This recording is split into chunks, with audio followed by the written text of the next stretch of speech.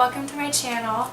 This week I wanted to talk about junk mail and ways that you can try and get rid of it, or at least lessen it, because unfortunately in the US it's really difficult to get rid of junk mail. Companies just love bombarding you with advertisements and coupons, but there are ways that you can definitely lessen it a lot, and I'm going to share those ways with you in this video. First is to be preventative. Don't give out your address unless you absolutely need to. Even if you don't think whoever you're giving your address to will mail you anything or use your address to mail you anything, they still can give it to other companies or sell it to other companies. So be careful about who you give your address to. Companies can also take your address off checks that you write. So if you write a lot of checks, you can take your address off, just to be careful.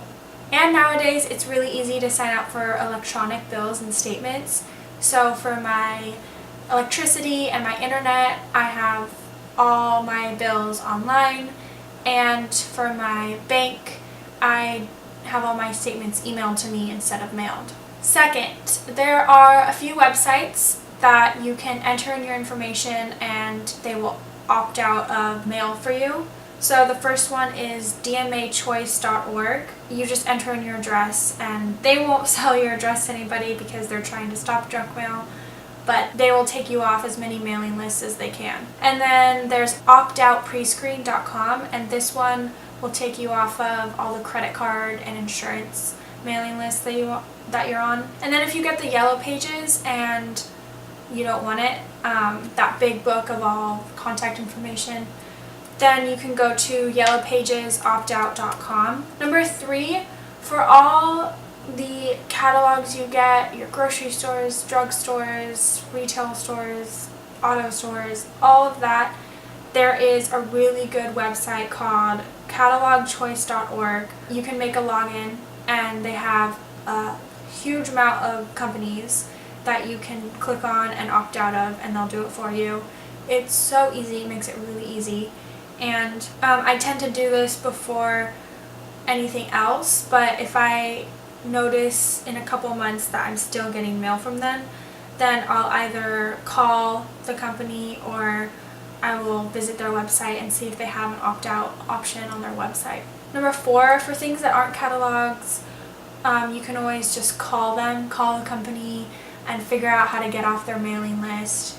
Even if the call doesn't work out or they don't cooperate with you, it's still telling the company that people don't want to be on their mailing list if you call. The way I go about it is I save all the junk mail I get, and then I will sit down and call and go on these websites to try and get off the mailing list. And I'll write down each company that I try and opt out of and the method I use, like website, catalog choice, call.